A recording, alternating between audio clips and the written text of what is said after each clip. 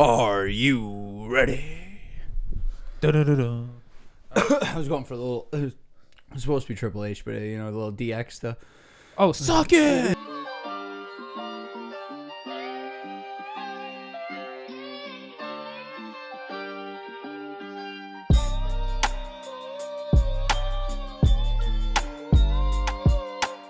Welcome to Talkin Athletics with MTJ. I am your host, Joe. I am joined here with our co-host, Tom. Mikey, unfortunately, is missing today. If you see him, please let us know where he is. We're starting to kind of get worried about him. He seems to be missing more of these episodes, more often than not. But, hey, it's Mikey's busy season. We completely understand, right, Tom? Yeah, no, I get it. Schedules Real always work, changing, and definitely would like to see him, though. So Yeah. if you guys, get a chance, say hi, let him know the boys miss him. Absolutely. All right, so let's get right into it. So, unfortunately, we have terrible news to report. It has come out, and it has since been confirmed that, unfortunately, Carl Weathers has sadly passed away. I know some of you at home are probably wondering, who is Carl Weathers? Why are you guys talking about Carl Weathers? Aren't you guys, a sports talk show host? I mean, it is called Talkin Athletics. It's right there in the name. Why are you talking about Carl Weathers? Carl Weathers is an actor. He played famously two incredible sports characters. That is why we are talking about Carl Weathers. He played Chubbs in Happy Gilmore, as well as Apollo Creed in Rocky 1, 2, 3, and 4. So he will be very much missed. Chubbs in Happy Gilmore was the guy that taught Happy Gilmore, played by Adam Sandler, how to putt. And Apollo Creed is in the Rocky movies, and he was Rocky's main rival in 1 and 2, and also was a huge inspiration for Sylvester Stallone in number 3 for Rocky's character to get back to the ring after his trainer Mick died. He was a big reason why Rocky returned to the ring. And then in number 4, Apollo Creed unfortunately passed away due to Ivan Drago, which Rocky 4 is probably the most iconic, I would say, movie of the 4 out of all the Rockies, out of the 6. I feel like it's hard to argue against I feel like it's hard to argue against number 1. Well, I think number 1's the most popular. I get what you're saying, most iconic, because in Rocky 4, Carl Weathers is a part of the iconic line, "If he dies, he dies," when Ivan Drago kills Apollo Creed. So we are very much sad and upset that Carl Weathers has passed away. So with that being said, Tom, which movie or movie franchise will you remember Carl Weathers most for? Happy Gilmore or the Rockies? Me, I'm a personal fan of Happy Gilmore and Adam Sandler and the Happy Madison productions as a whole, more than I am a fan of the Rocky franchises and the Rocky movies. But with that said, I could understand, if you polled America, I think you're going to get an opposite answer. I think people are going to say, of course, the Rocky franchise.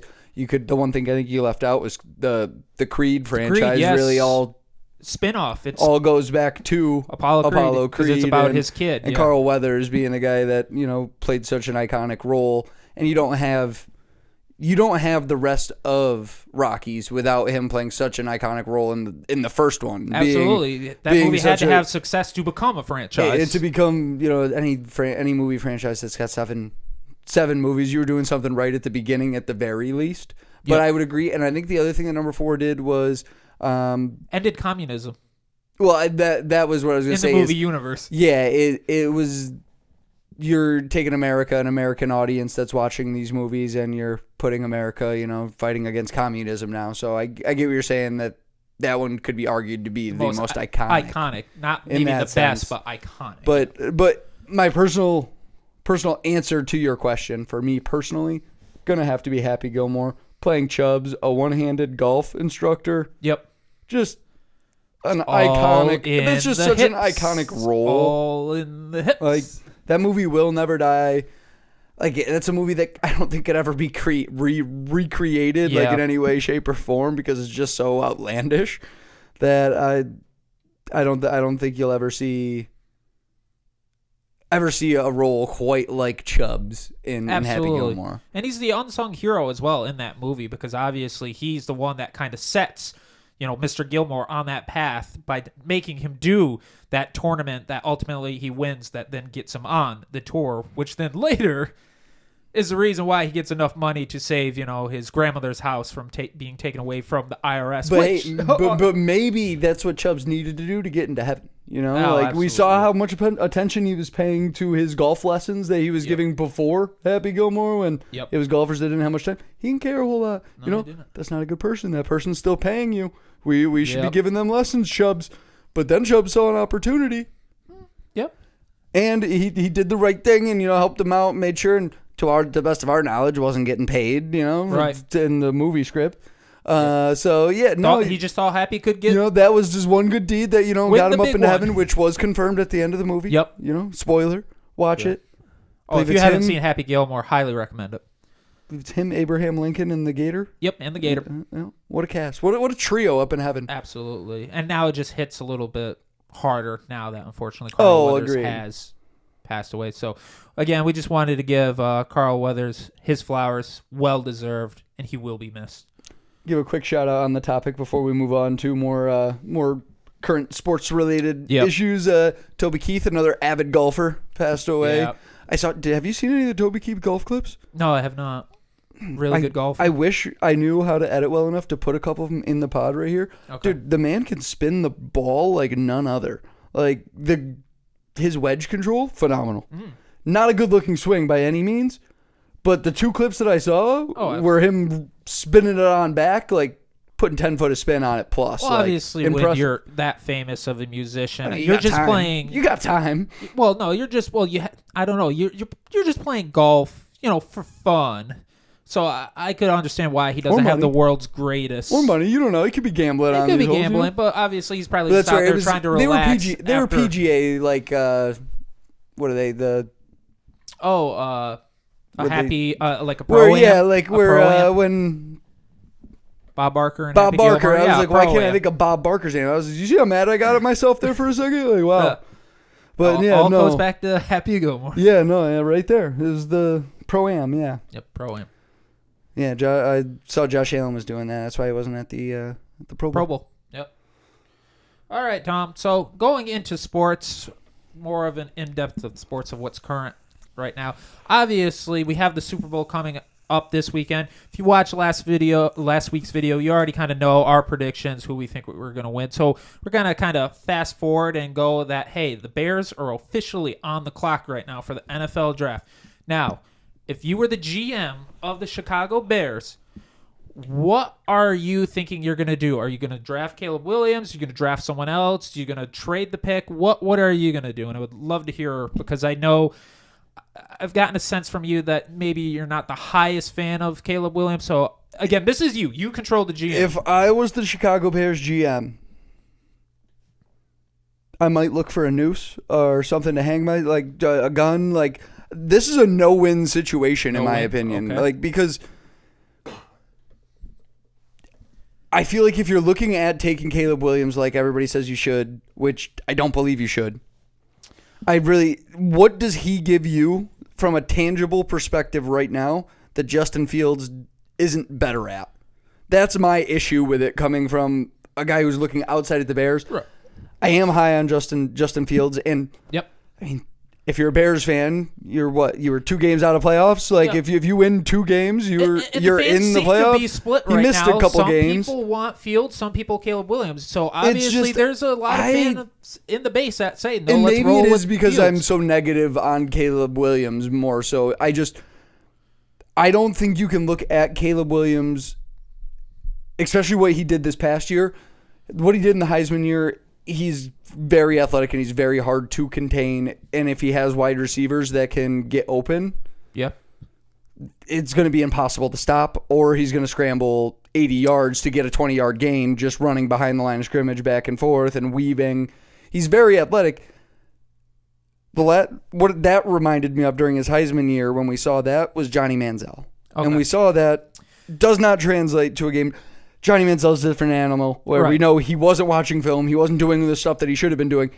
Is Caleb doing that stuff? I don't know. I can't tell you. I'm not there with him. And I think that's why some of the experts and the media, which is a reflection of what the public thinks, they feel that, Caleb Williams has a little bit of that playmaking ability like a Patrick Mahomes, which I think is something that Justin Fields hasn't quite got yet, but obviously very different from the NFL and college. So you can't really even say Caleb has it. And that's where that's what I'm saying. It's a completely different world where we've seen a Heisman's tear up college and then get to the NFL and be like, oh, we need to take a step back and calculate everything. Matt Leinart. Yep. Sam Darnold. Yeah. Do you want to know what they have in common? Heisman winners? I don't know. Did Sam Darnold win a Heisman? That would be my question mark on that because Matt Leinart did. Yeah, that's why I thought that's where you're going with it, basically. I shouldn't say more correct because that was potentially even more correct, but I was looking for USC Trojans. Oh, okay. So they are different quarterback coach, Cliff Kingsbury? Cliff Kingsbury, yeah. Yeah, he's had his hand on some pretty good quarterbacks that we've seen, have pretty good NFL careers throughout their time thus far. Jalen Hurts, Baker Mayfield, I would say, has turned a corner. Didn't he also have Kyler Murray, yeah. So that's where, guys that have come up and been able to do the job pretty immediately, I would say. So, just to kind of go back to the question, then, are you gonna trade it, or are you gonna draft someone else straight up? What do they give it? I feel like trading's the move, but I don't know how far back I'm willing to go because I feel like there are valuable offensive linemen. Again, showing my bias, Joe Alt. I don't think allowed a sack in his last 2 years at Notre Dame and played, I think, every snap. He is he's projected to be, I think, the first offensive tackle to go. Okay. I think he's a can't miss. He's very much like I can't remember the Dallas Cowboys offensive lineman, Zach Martin. Yeah, also from Notre Dame. Awesome. Or if going way back like Miami I with think Jake there Long. are some very good pieces in here, but Marvin Harrison Jr. You don't go number one on a wide receiver, obviously. But that's where it's like, okay, well, how far are you willing to trade back to? All right, so this is perfect for me. I've been thinking about this all week long. This is why I put it on the list. So, if I am the Chicago Bears, I am trading back. I am immediately, right now, picking up the phone to Washington, who just hired Cliff Kingsbury. So they clearly are trying to think of Caleb, hey, trade up and get Caleb Williams. So, last year, I'm going to go back in time just to kind of set the stage here.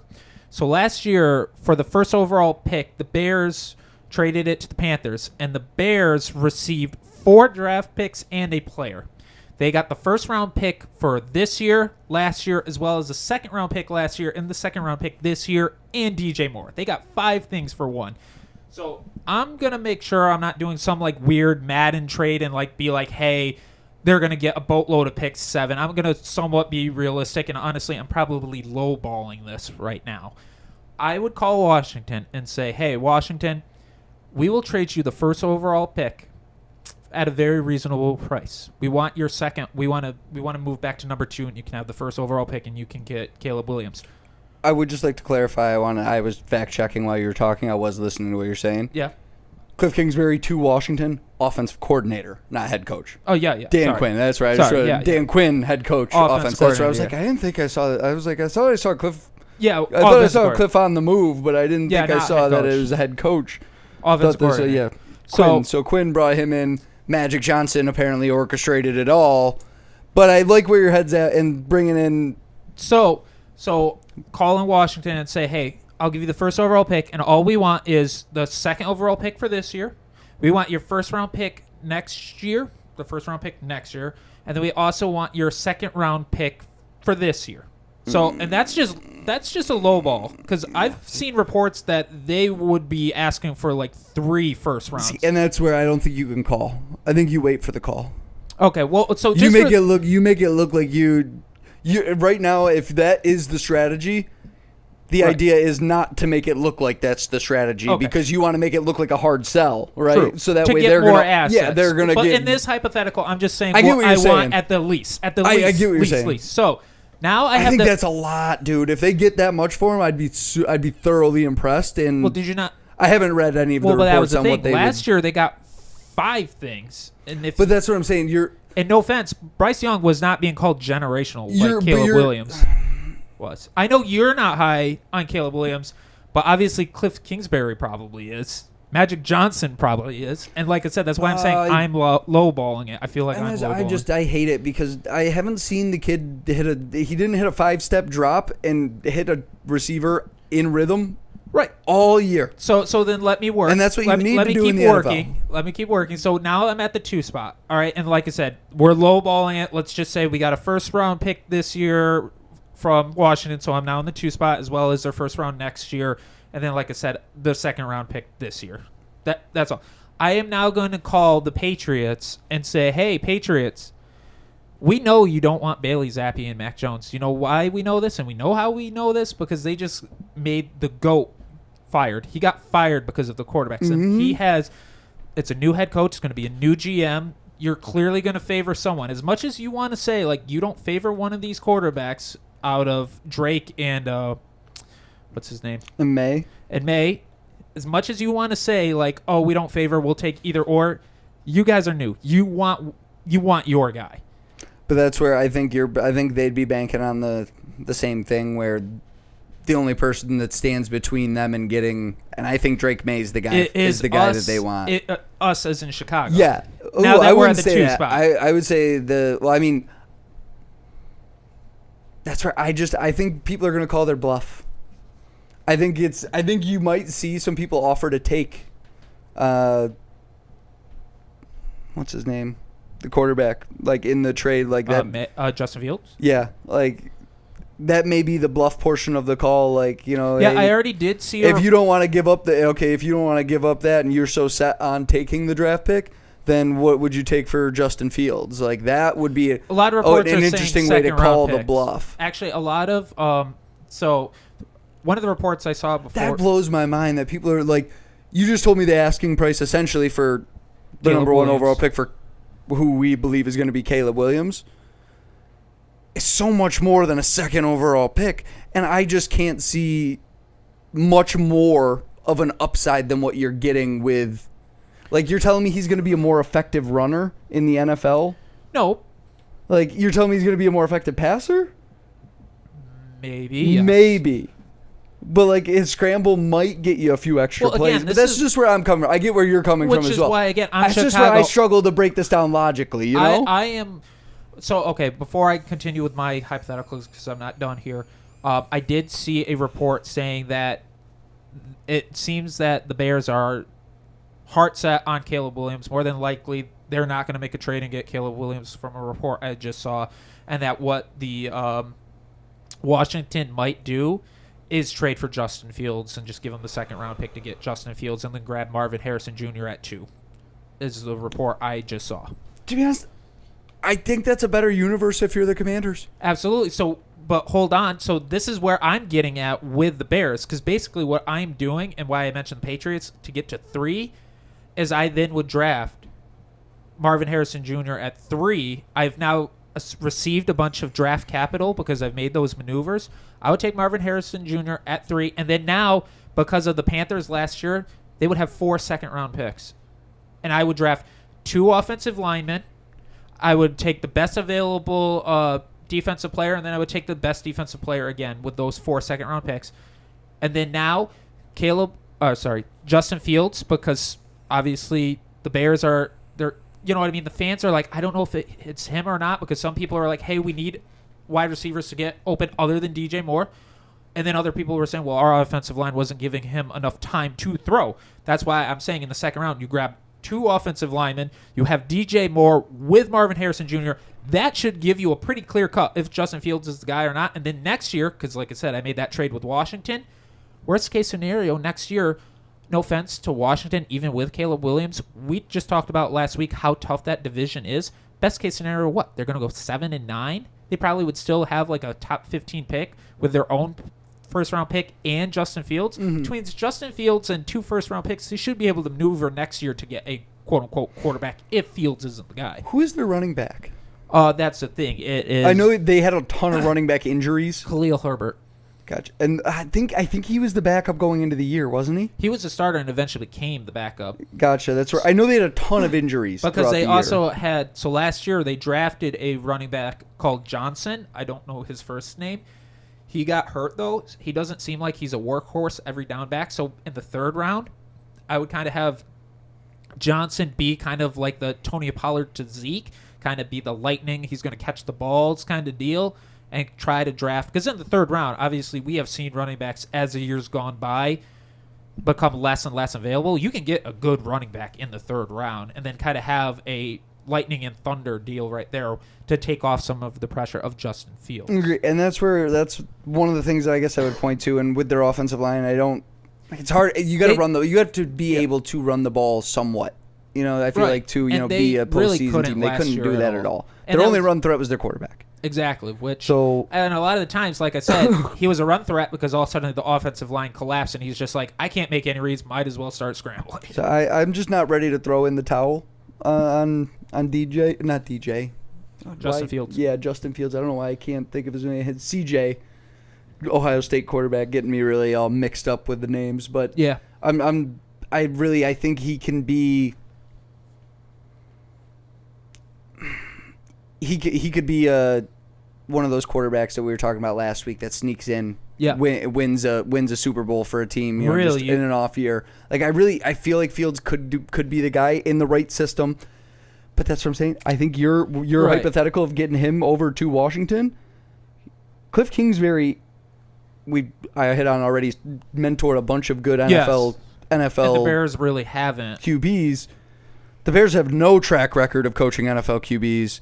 Their best one in the recent years was Jay Cutler. We're taking a guy that almost got the Bears to the playoffs last season, and now we're going to give him a quarterback coach. Like, that seems like it could be very, very good for his career. So I would love to see that future reality of him going to Washington, Caleb Williams, and Justin Fields. Don't get me wrong, I think it's the wrong move for the Bears. I again have said it week in, week out on this show that I don't like Caleb Williams, and that maybe as an Irish fan,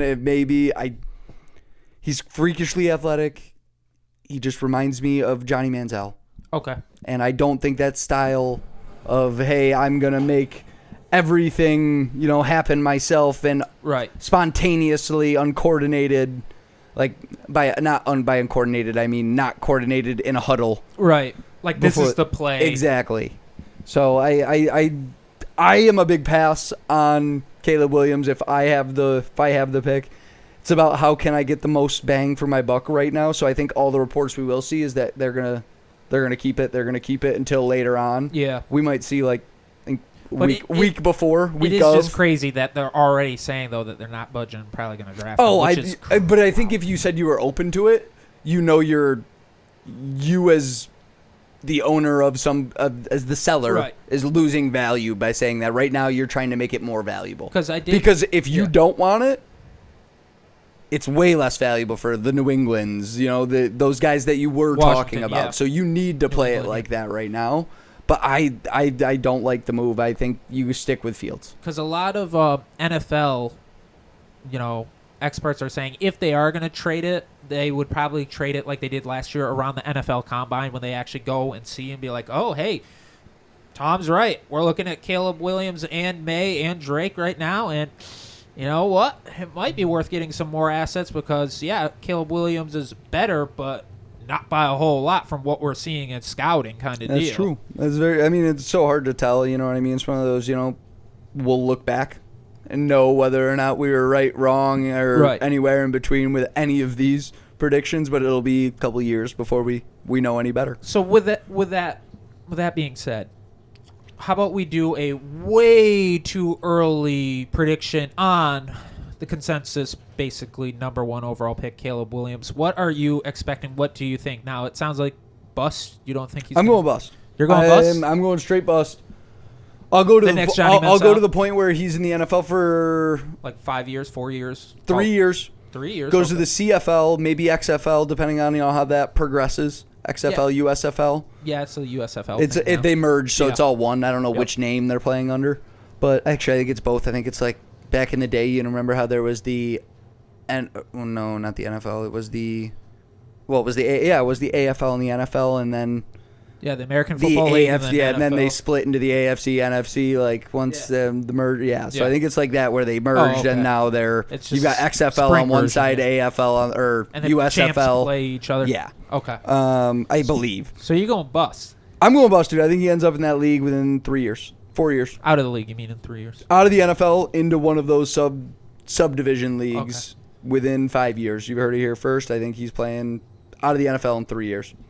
Okay. Well, I'm going to go slightly opposite of you. I'm not going to call him a Hall of Famer or a superstar because obviously generational quarterbacks, they really only hit like 50% of the time, and it seems like every single year we are told that this quarterback's generational talent every single year. So I think he'll be like a solid starter. I think he'll make 3 or 4 Pro Bowls. I think he'll be solid. But that's the thing. When I looked at the NFL, and we talked about this last week, and the quarterbacks in general, it is really tough this year. This coming few years, because all the good quarterbacks, I mean, right? We all agree Patrick Mahomes is the best quarterback. Absolutely. He's only 28 years old. Yep. We basically all agree that Joe Burrow. And with these rules, it's not like he's going to be right. Tom Brady showed us you can play forever these Absolutely. days. So and then after him, like I said, you got Joe Burrow, who we all consensus say he's number 2. We aren't super high on Josh Allen, but we all still say he's a top 5 quarterback. Yeah, he's a franchise quarterback. You're not moving him. He's still young. I mean, all suddenly you have Stroud that you're high on, Trevor Lawrence I'm high on, Jordan Love that I'm high on, and I think you're somewhat not high on, but say he's a decent quarterback, and he's young. He had a strong enough finish to the year where the fan base would Believed in rightfully riot if they were to trade him, in some off-season move or something. So I agree. I'll say Jalen Hurts is a young quarterback who just last year, not this year, got his team to the Super Bowl. So again, these are all super young quarterbacks. There's only 2 old quarterbacks in the league, and that is Aaron Rodgers and Matthew Stafford, who only played in the league for 30 seconds last year. Yeah. Aaron Rodgers did. Stafford, man, that guy. I think he's got maybe one more year left in him, dude. Yeah. Is this a contract year for him? Is he done? Like, who are you talking about? Stafford. Stafford. I don't know when his contract's up. I'm not sure. But a lot of never injuries through his career. Yeah. And I mean, I don't know how much Rams you watched. I tried to watch a good handful because I'm a big Kyron Williams fan, Notre Dame. Right. Yep. And I've never seen him look like I'm sure everybody's seen the clip of him dislocating his shoulder, coming back in during the timeout and throwing the 2-point conversion to win the game. Yeah. Or the touchdown, whatever it was. He's super tough. He's a super tough guy. But every single Detroit. game, it looked like he was in the same amount of agony that he was in while his shoulder was dislocated. Like in that video, like he looks older. Yeah. I was gonna say old, but I don't want to be disrespectful to Matthew. No, but I he understand. looks. He his looks body older. is getting, and he been looks through a lot. more fragile to play the same style that he was playing back in the day at Georgia, which is the same style that he still thinks he plays. But that's what I mean. And then another younger quarterback is Kyler Murray. I mean, there is just so many young quarterbacks right now. Tons. That it's tough for me to say, like, oh, Caleb Williams is going to be a bona fide superstar, going to win a Super Bowl, and it's just like... Would you be mad if the Cardinals called it quits on Caleb Murray and let him go into free agency or something along those lines? Like, say they aren't able to trade him towards the end of the contract deal. Kyler Murray? Yeah, and they don't offer him back. They think they can find another guy in free agency, where... Well, it depends on who's the name. That's true. What's the name? But I mean, because for what year is example, that? I know we've talked about this, but I just think that's a good name where I'd be like if they were to walk away, like say he has an average start last year and he's not doing anything special and they're 2 games under 500 or something, they're 2-3 or 2-4. Even just give me 2-4. Like give me a 2-4 start. Like okay. Give me a very subpar start then. Give me a very and he's not doing anything special. I could see going to the bench trying to see if you can find a backup. Yeah, it could be done with that experiment. I wouldn't say it's not justified. Do I think that you could trade him and somebody else is going to take a shot, especially on the other side of things when you got mid-season, you got Dobson. Yeah. Dotson. Astronaut. Vikings. Was that Dobson? Dobbs. You're right. Josh Dobbs. Dotson's a wide receiver for... It was Washington at one point, right? Yep. But yeah, Dobbs. But when you got that kind of a situation where a guy is bouncing around and making multiple, did he? I think he made multiple starts for multiple teams this year, didn't he? Yeah, he did. Yeah, so you got things like that going around. There is room for quarterbacks. Yeah, but that's the But thing, it's who's going to stick. And at this point, we don't really have too many names. I'm like, oh, yeah, that guy's going to be around for that team for a long time outside of the names you listed earlier. Well, I did. Lamar. I was just going to say. Yeah, there's a couple more, too. Lamar, there's a handful more. Dak just had an MVP year. I'm very curious to see what next year what happens. You can't franchise tag Dak. Like I said, because so he's been franchise tagged twice. And if he doesn't get you over the hump this year, I know, but he's not that old. So it's another situation though where I wouldn't blame a team for saying somebody else is going to pay you a boatload, Dak, and we just can't do it anymore, and you could walk away. But again, he is going to another team. He'll take up a spot. And be a starter. I get what you're saying. So again, all of these I was looking at people that are franchise going to be with their team. Like you said, all these players are going to other teams and are going to be a starter. I just feel bad for a lot of these quarterbacks that are coming in because, like you said, say all suddenly that Drake is good. Say that's another spot that's gone. It's starting to dwindle down. I mean, you literally, like I said, we have all these young quarterbacks, and really only 2 realistically are going to retire in like 5 years. Okay, no, but that's where I think you will see guys get forced out. Yeah. There will be right now where, you're looking around and you're like, you got Dobbs, you got just Dobbs. You've got that situation where there isn't a surplus of quarterbacks. There soon will be, and I mean Dobbs is an example of that, where he's an SEC quarterback. Had a very good career at Tennessee right now, with a 4.0, NFL, studying physics. Wow, astrophysics. I think that would be correct for an astronaut. Yeah, probably. Astrophysics. Although, what's his name? Kirk is getting old as well. Not super old. Because Kirk got out of college old. It's different. Like, Kirk was old getting into college. Any man that wears cargo shorts and a polo with $1 million plus in the bank account. So again, he might be gone in 5 years. But again, I'm just looking around the league, and it's just like there's not a whole lot of people. Like you said, might force some people out, which completely understand. But that's where I think, like I have heard, where I don't remember. I think maybe it was Tom saying it, that the league right now isn't as competitive as it used to be. Did he say that recently? He did, yes. Where, I mean, that's to his example right there. We have a shortage of the most important position in the game. You and I agree on I mean, Mikey also agrees on that. He just doesn't agree that it's MVP worthy. But we keep forgetting Brock Purdy is another young quarterback. I don't, like, there's room for him, but like you guys said, he's a guy that could be easily dismissed if you get a chance at a former MVP winner or a Heisman winner. You know what I mean? Like something like that. I would find it very difficult for them to dismiss him if they won the Super Bowl this week.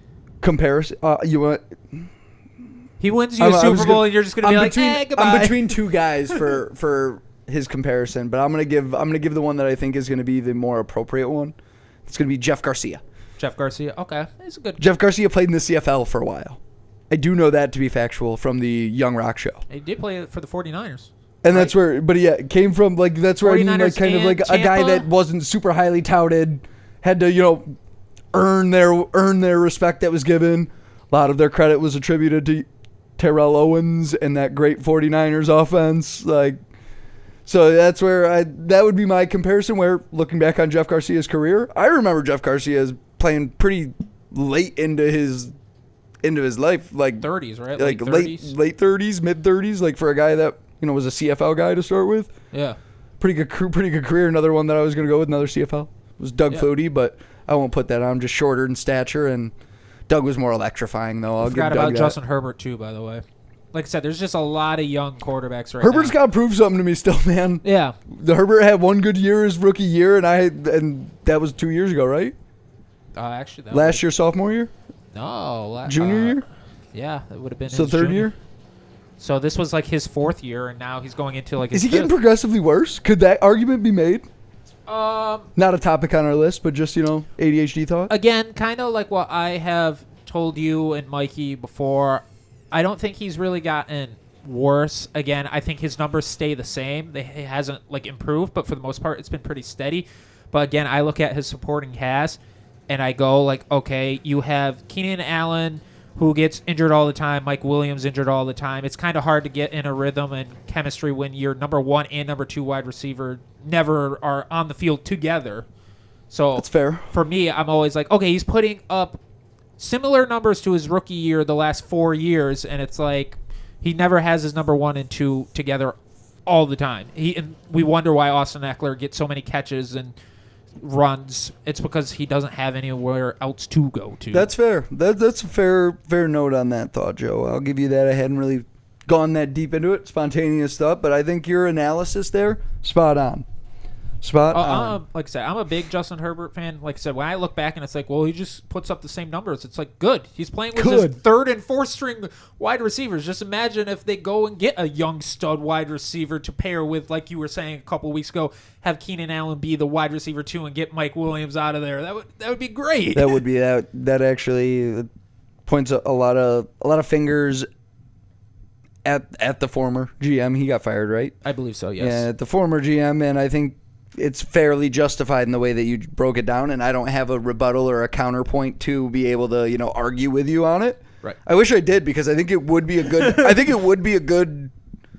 topic to go back and forth on, but I think the way you broke it down kind of wrapped it up well, where it's, hey, we were impressed by him his rookie year, and he's shown us that he's been doing the same stuff. There just hasn't been the same pieces around him to grow.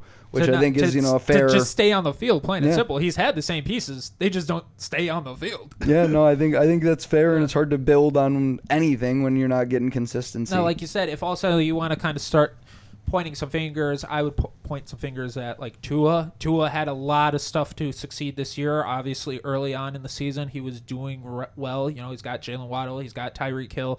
All suddenly you want to start saying, like, hey... He's had a lot of ups and downs. What are we thinking about Tua? That would be the quarterback I feel like you should probably kind of point fingers at, because he's had a fantastic cast. And obviously, agreed, partial to Miami, so I hope that this is the quarterback Tua of the future. Got my dad a Tua jersey, but I think you saw what he can do with a real number 1 this year. Yeah. You know what I mean? Like, well, Jalen Waddle as your 2 is crazy. It is stupid. Like, don't get me wrong. Jalen Waddle... Trying to think of other number 1s around the league. Like, he wouldn't probably be a top 10 number 1, but he would be top half, I would say. But you put Jalen Waddle on the Chargers, all of a sudden, like, ooh, that'd be nice. The team is super different. Who's the number 1 in that situation?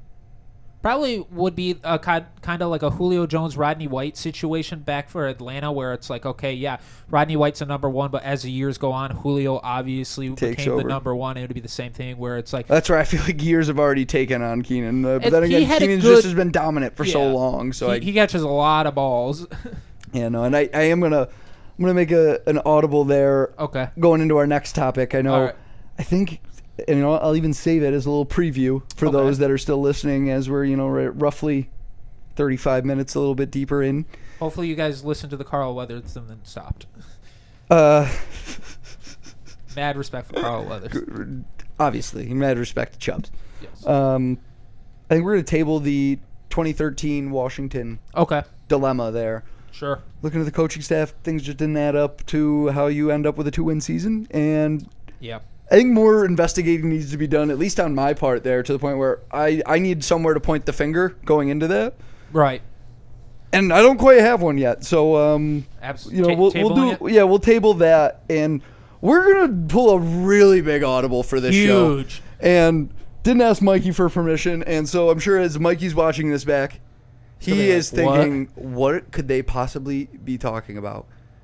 And we are going to talk college basketball.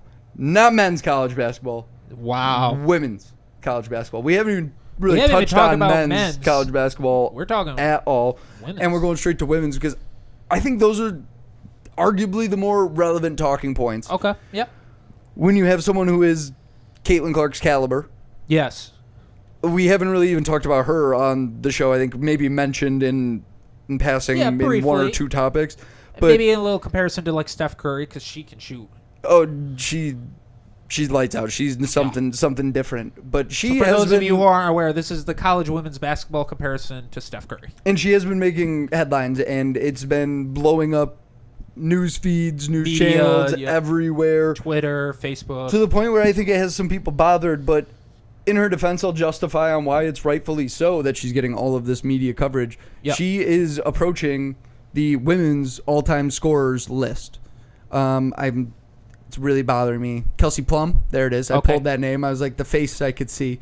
But Kelsey Plum had the record, has the record. Yep. Caitlin Clark rapidly approaching, and as long as nothing crazy happens and she is within, I think she could even score a few points under her average points per game to get the record. So that is pretty safely in the bag. The only other record, and I think she is right around on pace for, do you know who the men's all-time point scorer is for the NCAA?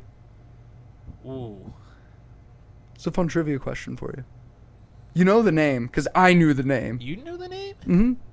See, you want to know his most famous thing that I know him for? Okay. Is his dribbling tutorial video when he was an NBA player, and he was throwing the ball through his legs rapidly to the point where I thought it was dangerous. Like, he was taking the ball from behind him and whipping it, or maybe he was whipping it forwards under through and catching it coming back. And he was talking about how his ball control, teaching him ball control to control the ball between his legs. You want me to tell you? Yes. You want me to give you an NBA team? Sure. I won't. I'll give you one, but I'm pretty sure I could be wrong. I want to say. Let me look up the I'm just trying to NBA think team. of really great ball handlers. Obviously, I think of Kyrie Irving, but he only played for 1 year. I was right. I was right with the team that I was going to say. The Utah Jazz.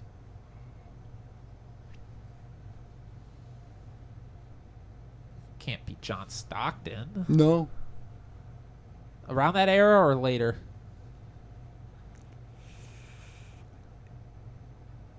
Before John Stockton? Mm-hmm. Is it Pistol Pete Maravich? It is Pistol Pete Maravich, the NCAA all-time points leader. Woo! I know basketball players. 3,667 points. Jeez. I'm 95% sure that clip that I'm thinking of, and because all I could really think of was the white guy that was. It was all I can describe it as is aggressively throwing this ball between his legs to the point where I thought he was going to hit himself in the crotch. Yeah. Multiple times. It was impressive. So Caitlin's I didn't know that, but record? she's approaching that record as well. So It's very NCAA much in play. period. It's the NCAA overall record very much in play. They also have what I've seen on my TikTok to be what I consider the equivalent of the Aaron Judge feed, where everything and every TV station showed you the Aaron Judge live feed when he was having an at-bat. Are they going to do that for her? Fox Sports has a TikTok account that is dedicated to Caitlin Clark and following her as she is approaching these records, going live with a TikTok page that is, it's a camera it's not watching the game. It's just solely on Just her. following her. It's got her stats on the side of it there. It's very well done. Like, it's Fox Sports. Like, it's very professionally well done. And I thought this was the perfect way to go about a situation like this, and I think it should be how it's handled in the future as well. Because I hated when Aaron Judge was popping up on my screen, but if I gave a damn, and I had the option for a feed, where baseball I get is different. It's like, it's an at-bat, get over it. It's a minute 30, 2 minutes at tops. Okay, you got me. Throw it on, do whatever you got to do. But this is something that is historic enough that deserves that type of media coverage, and I think this is the first that I can recommend, where I can remember, where there's been a stream or a footage that is dedicated to somebody approaching such a milestone event. Yeah. Where I think the Aaron Judge thing before that was even the first time that we saw that drastic step to it. But what are your thoughts on that and the live feeds where, especially for historic moments like this, let's say for football, for example, that's great. And I'm sure it gets in more to the copyright laws of it all and who has rights to filming X, Y, and Z. Patrick Mahomes is about to break the all-time passing touchdown record. Like in a season or all time? In a season. In a season. In a season? That's more frequent. We'll do both. Okay. I want you to answer both. And if it doesn't change, I'm going to get pissed at you for asking me the question. Well, that's the thing. I'm kidding. I feel like if it's for the season, I probably wouldn't care as much because I'd be like, you just interrupted me watching my Packers to show me Patrick Mahomes break a single season record. I don't care about the Kansas City. If I cared, I'd be watching that game right now. But if it's all time, like a milestone, like, and it's late in his career again, where it's like it's kind of the end of the line for Patrick Mahomes. He's going to be retiring in maybe a couple of years, or again talking Wade, you said. Then I'd be like, okay, this is something I've grown up watching all the time. This has kind of been like my childhood / 20s and 30s that I've been following this guy, not him individually, but was a big part because the Packers have played Kansas City. This is really cool that they're cutting in. But if it's the single season, I'm just like, I don't care. I'd be watching that if I want. But an all-time mark of all time. Do you think there should be like a dedicated stream to stuff like that where? Sure, why not? Like for it can't hurt, for the average fan that doesn't have NFL package. Yeah, why not? You can't. You don't have any way of accessing that game. Yeah. I feel like there should be for historical events like that where you get to watch it live. Well, you could just maybe it's on the whatever delay, but it's. Yeah, but that's the thing because they already do it in golf. Anytime Tiger Woods plays, you can find streams where it's like, we are solely covering Tiger Woods. It doesn't matter that he is 20 shots out of first place, solely watching Tiger Woods. They've already do this. I'm so mad at you right now. Why? Because I forgot about this topic, but it's a good topic. But we'll circle back. We'll put it on. Okay. I'll put a pin in it, and we're not going to reveal this one because I think this could be a good talking point later on, but. I agree with you with the selections of what is going to be covered and what isn't. It's very up to judgment, it seems like, and whose judgment that is. I've been questioning, the more as time goes on. But I thought and basketball is its own kind of setting where it is tough to be like, oh, yeah, I do want to see her break the record, but I really don't want to watch the whole women's basketball game. Yeah. I can respect that, like a feed, perfect for that. I can check in, see how close she is. Put it back down, check in 10 minutes later. Oh, she's 8 points away. And then tune in from there. I get it. So that I agree with that completely. But going deeper down the Caitlin Clark rabbit hole. Okay. All this media attention she's getting. She catching strays? She caught one stray. It's just one stray, but it's from a notable name. Okay. And it's a name that I think you would even recognize it's a name that I recognize as a WNBA player. Couldn't tell you much about her college career. Cheryl Swopes. That name ring any bell? At least as a media personnel. Kind of, yeah. I've seen her on ESPN, whether it be as a player or as analyst. She was on a podcast with Gilbert Arenas. Okay, a podcast, yeah. I originally heard the sound bites and thought she was kidding. Okay. But she was taking shots at Caitlin Clark. Does open up a topic which I do agree with her on. She's picked the wrong ring for this topic. But she was claiming that Caitlin Clark was a fifth year. I don't think she is. And that I think is the door that I do agree with her most on, where you've got records that I think we've talked about this previously on the show, where records are being broken and in a longer amount in seasons, where they're adding in games. It's the same conversation at one point there. It was 14, then it was 16, now it's 17. College kids are now getting more, but college career is finite to a year, so you're getting more games played over your overall career. Unless you're, winning the NCAA championship, like going further in March Madness. Those stats don't count. Oh, really? Yeah, okay. It is. They are set aside. They're so like for career points, everything like that for basketball, the NCAA points are set aside. They don't set it aside for coaching wins, though. That's the same. They include those. I know that for a fact. Let me check on that because I'm 95% sure that the postseason stats in NCAA don't count for career stats. Because I'm like 90% sure because when SU won it, they went like 30-3 that year or something ridiculous, or 30-6, or they got to like 30 wins. It was like Boeheim's best year ever. And I could have sworn I've watched where it's like, Boeheim's 747th victory here in the March Madness. You know what I mean? I feel like the coaching wins count. So that'd be weird that they count it for the coaches but don't for the players.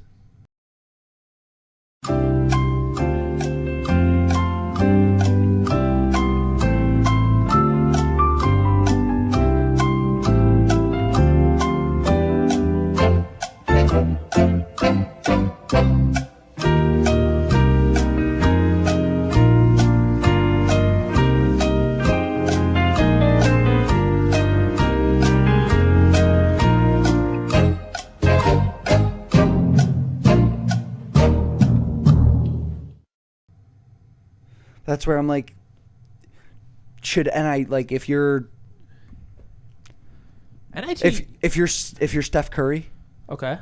I swear I don't know if they made the NCAA tournament his senior or junior year. You know what I mean? For But Davidson. if you're Steph Curry, should you be rewarded with postseason play and postseason stats When you're playing in the NIT. when you're playing in the NIT, because you can carry a team to an NIT championship, Yeah. but you weren't going to be able to carry it in an end. So that's where my argument comes in on Right. should the postseason stats count? And that's where the only thing that I could say is no. But I guess if I'm going based off what we just read there in that paragraph that you all didn't see, Because we cut it. I guess we're going with that they would count because it's a sanctioned game against another NCAA opponent. But Yeah.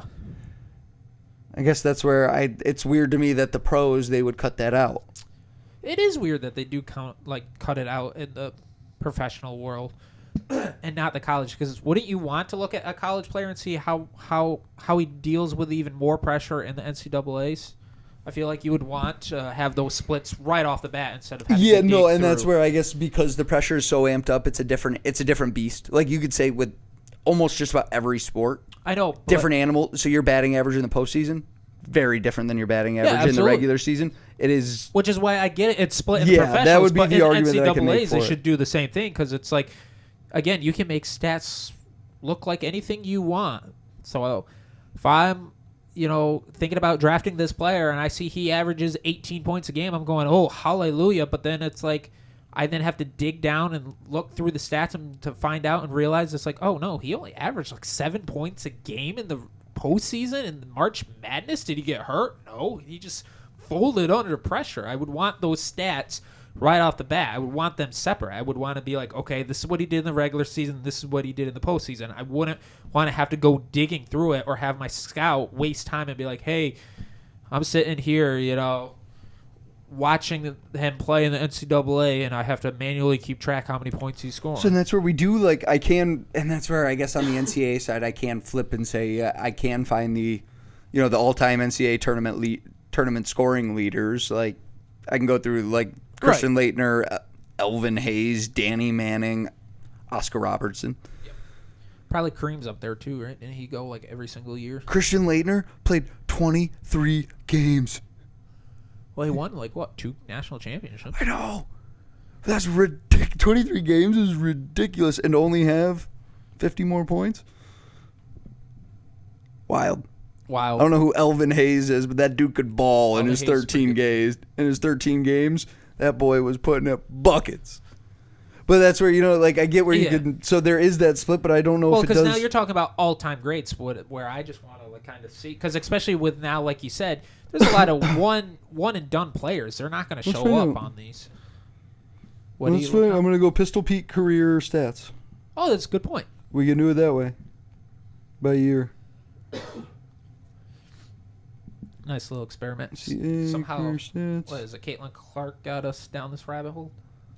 Yeah, no, and it was Cheryl Swoops talking crazy about her in her 4th year. Way to get us back on track. So I'll circle back into that and that. Yeah, I don't want to have you have to cut. Yeah, it won't be too bad. Stuff. It really won't be too bad. But no, so she was also saying that the other claim that she made was that no WNBA team was going to let her come on and shoot 40 times a game like she is with Iowa. Okay. She is not shooting 40 times a game. She's shooting half that. So 20. But think about it. That's half of the possessions that she was saying. And let's be real here. I don't think anybody's asking any WNBA team to take her and let her shoot 20 times a game even. Oh, absolutely. Let her shoot 10. Let her shoot 50. Absolutely. And if those 10 are hot, she best get up to 20. You know what I mean? Obviously, the leash would be a lot shorter. There's a reason why we're drafting at a high draft position. We need someone to score. Exactly. And I really thought this was it was more jealousy Okay. on Cheryl Swarps' side, which we saw where we're seeing history. This is something that's never been done. A true fourth year who is not, we're not even in postseason play yet. She's going to break the women's record before we even get to postseason play. And I'm pretty sure Kelsey Plum's Washington team also, went to a couple national title games and I think won one of those. If I'm not, I think it was before the UConn Beast got fully running. And that could just be me talking out my butt, but right. This is remembering it, and I just thought it was really eye-opening to see this really be the first time that somebody who is a former athlete that's gone into the media, right, where athletes have been begging for, former athletes, people who get it, who understand what, we're talking about, that won't ask these stupid questions. Yeah. Going in there, we're seeing the flip side of that now. Like that, This is the first example of, okay, this is somebody who clearly didn't look anything into Caitlin Clark. No. Clearly hasn't watched a game of Caitlin Clark. She has seen all the highlights where, yeah, she does shoot a lot, but the reason she shoots 20 times a game is because she's making 15 of those shots. Like, she's making 12 of those shots. She is a bucket. She's a walking bucket. Like, and as I saw another TikTok that was, they were asking people at a college basketball game, I think it was a men's basketball game even, you versus Caitlin Clark one-on-one, who's going to win? Not a soul said themselves. Oh, yeah. They couldn't find one person, and every person without a hesitation, oh, she cooks me. Oh, absolutely, yeah. Not a chance do I have a chance at shooting with her. Like, it's not even a game. She is a different beast, different animal, and I promise she is worth watching the next Iowa Hawkeyes women's basketball game that you turn on. She's worth it. There's a good chance you might see Jason Sudeikis on the sidelines, too. He's an avid attendee of their games, so that's another fun fact for you. But Ted? It's when you got Ted Lasso on the sidelines and you believe something right, anything's possible. But I'm just big on the Caitlin Clark train, and I'm super happy for her that she's going to break this record. She seems to be... Yeah. She answers the media questions all the right way. She handles all of this the really right way. My favorite clapback, Cheryl Swopes, we'll end it on this, got a ton of backlash for her comments, and sounds like rightfully so. My favorite was the Iowa. I think it was just the Iowa Hawkeyes athletics page. It might have been the women's basketball team, but I think it might have just been the Iowa page in general. Yeah. That tweeted back and said, "Caitlin Clark." It was the air horn symbol. Caitlin Clark is, I repeat, a senior. That is 1, 2, 3, 4 years of school. A true senior. Not a true freshman, true senior. And everybody was quote tweeting that and laughing. And she took a lot of backlash. And from what I had seen, a lot of her responses to those tweets at her were, "You're completely right," laughing emoji face. So I couldn't tell if that was her just kind of like, I hadn't seen an apology. Like coping with it kind of I hadn't seen an apology where she was taking it back, and it could have just been a small clip where she could have taken it back later on in the podcast. They could have taken her back wrong. Or who knows, maybe this was a master plan to get this out into the public, to get people to talk more about women's basketball. I mean, look what we're doing right now. We're first time ever on MTJ. We are talking about women's basketball. Agreed. And we will continue on to women's basketball, but I will veer us off here momentarily and get us back onto that, the players wanting more former players in the media situation. This opens that door where the biggest problem that I had, and maybe Gilbert Arenas wasn't aware, but Gilbert Arenas also is a former athlete. Yep.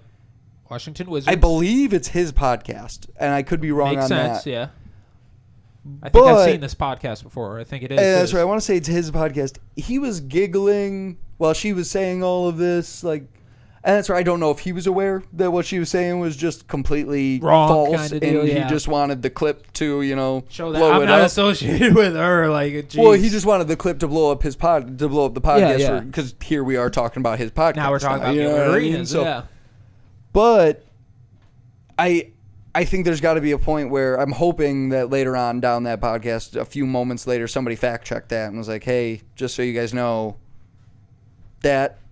Not right. Like, or they could have done exactly what you do and just put little stats, like little text, because obviously if it's a short or on TikTok, that means someone edited it and put it out there. That's all where you have to do is just put little stats out there going, "Oops, my bad." Somebody could have, had it up there and zoomed in and zoomed off. Like, it could have been somebody else's okay. clip and edited to make it look that way.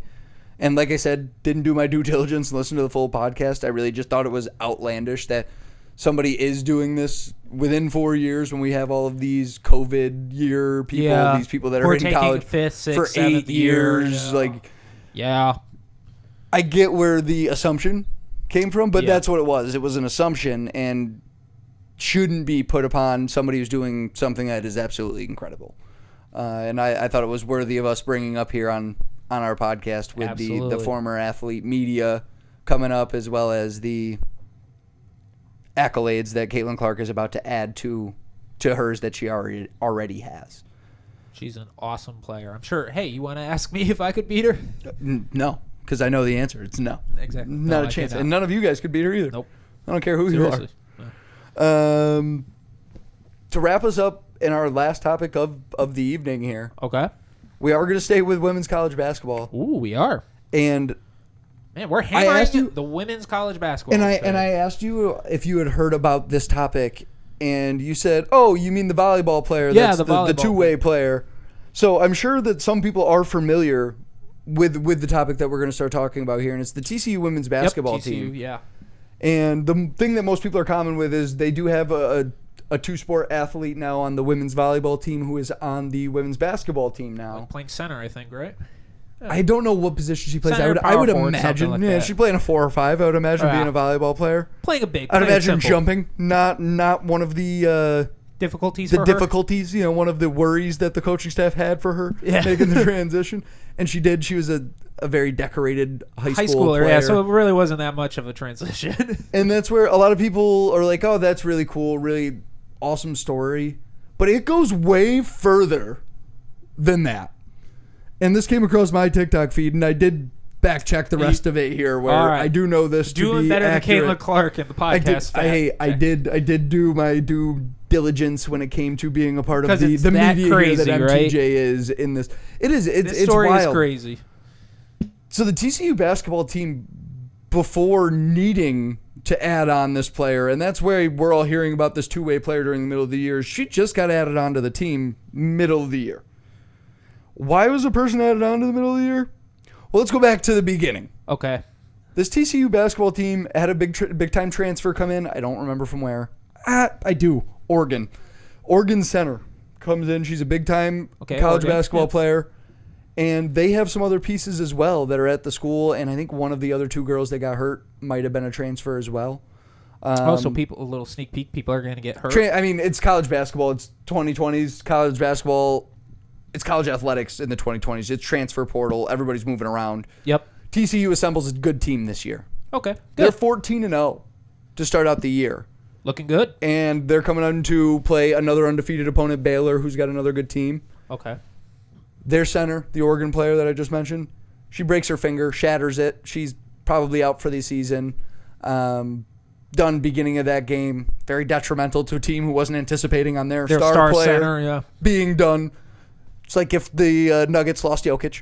Oh, yeah. What's going on? Jamal Murray's playing real well, but is Jamal Murray going to win you a title on his own? I don't think so. Debate for a different day. I don't think it's a very good debate. But my point is that this TCU team lost to another very, very good undefeated Baylor team after the center gets hurt there.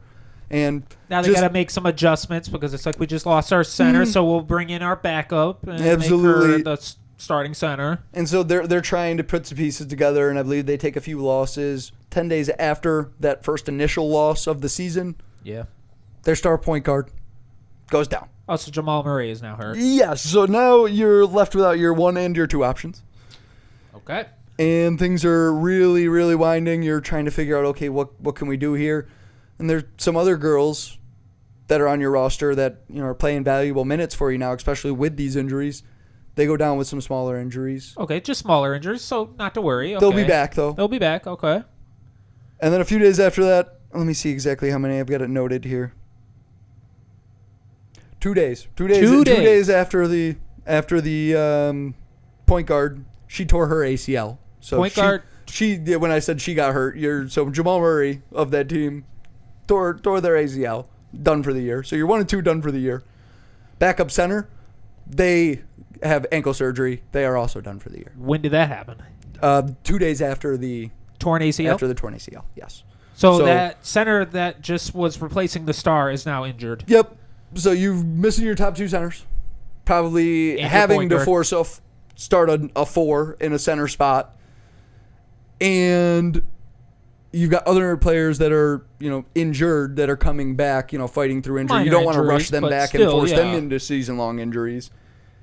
This team lost during that period a total of 4 games during that whole skid. But bigger losses was the injuries. But in that 4 losses, you've got those other injuries that are going on. And eventually you get to a point where it's like, okay, we don't even have enough where we can field the team. So they're forfeiting games. I believe they forfeited 2 games. Because of the minor injuries. Because of the minor injuries they had going along with everything. Dang. And at a Power 5 institution, the Big 12, they opened up open tryouts middle of the season. We did see this, I think, 2 years back with the men's team at what was that? Indiana University. It wasn't Purdue Fort Wayne. It was IUPUI, I think. Okay, yeah. It was one of the Indiana University Purdue but it wasn't marriages. A major. It wasn't the major college. It wasn't in a Power 5 organization. It wasn't like Indiana University. We've seen open tryouts mid-season at the Division I level. That is the point I'm trying to make with that. Just not on a Power 5 level. And what they found is ridiculous. The most notable of all being that two-way athlete now on the volleyball team at TCU, now as a member of the basketball team at TCU, the one that is most likely playing some good minutes for them at center. They found 2 other pieces.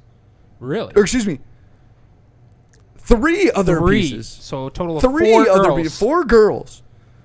One, and I don't remember, the volleyball player, she did have accolades of her own when it came to her high school basketball career. Yeah. I think she was a 1,000-point scorer. Just decided volleyball was a more. But I think that isn't as crazy of a leap, where we could say, hey, the girl that played high school basketball. I'm curious at how that worked, where she played high school basketball and volleyball, because those are 2 winter sports, aren't they?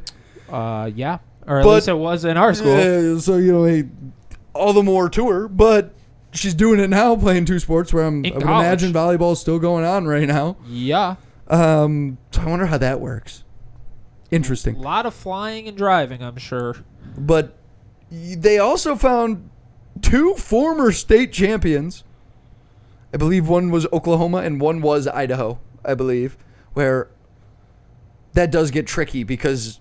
Well, Oklahoma... It's a different world, though, where we're in New York, a blessed state to have a shot clock. Not every state has a shot clock in high school sports, which can drastically change play style, alter play style of how you could win a state title in high school. Okay. So that should be noted, because I think Idaho... a pretty big... But I think Idaho might be one of those states that they might not have. I honestly...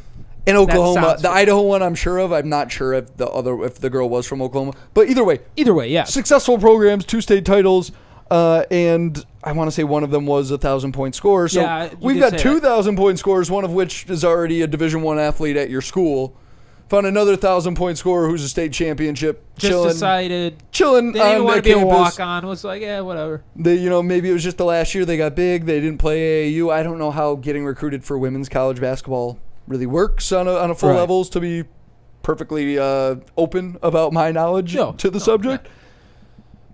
But then they found another girl that has scored 1,500 points in her Texas high school and was, I believe, I think they do it by county there, and I think she had won her county. Like all counties. Was all counties scorer, 3 scores in a row or something, or 3 times, or all section scorer. Okay.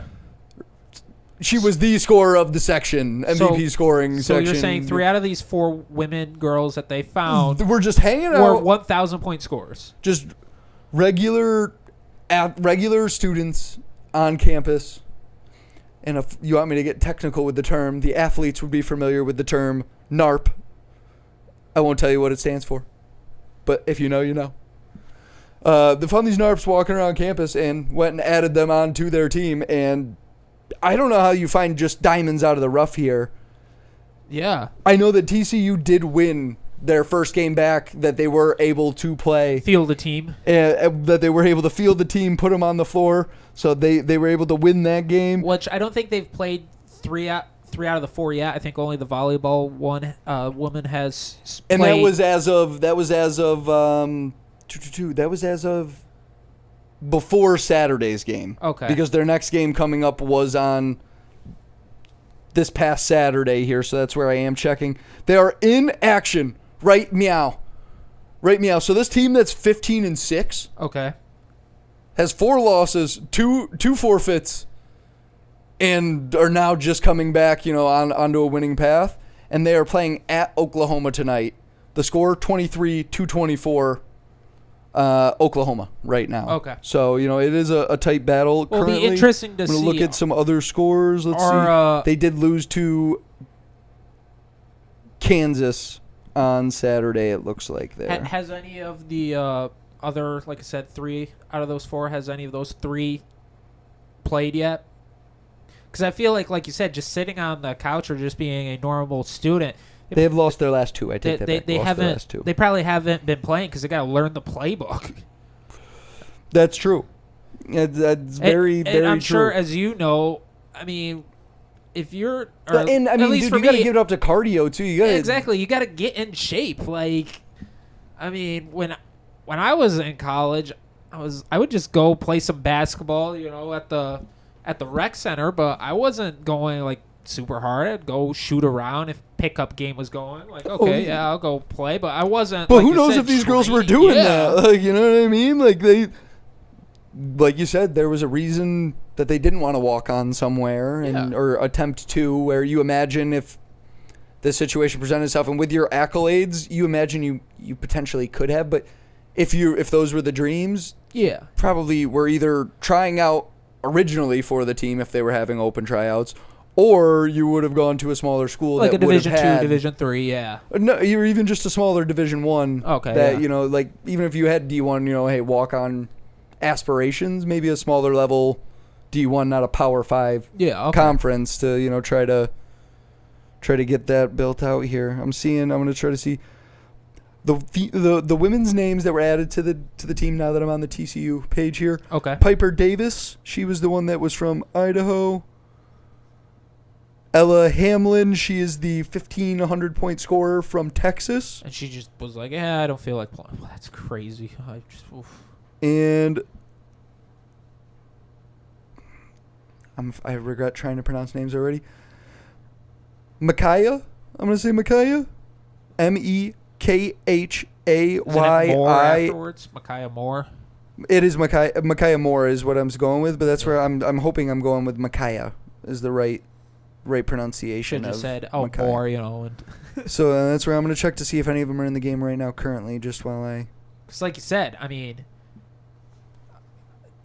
there's nothing wrong with them not playing. They, like you said, probably have to get up to game speed and they have to learn are you kidding?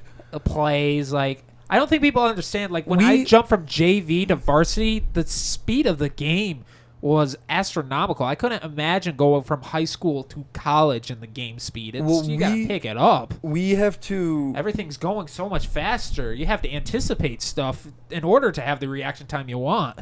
Well, just even throw it on a day-to-day life. You're now going to practices. You're going to team study. Probably you're going to film 6 studies. and stuff.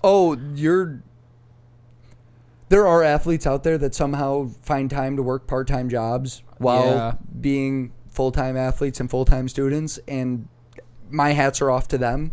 As somebody who was a student for 6 years, there was only one time that I had time on my hands, and it was during the falls when I was at NAIA, because you didn't have to be a full-time student the whole time, so I would take 9 hours during the falls, and I had plenty of time, during our non-season. But every other time, you're crazy busy. You're running around. There's no time to do much of anything.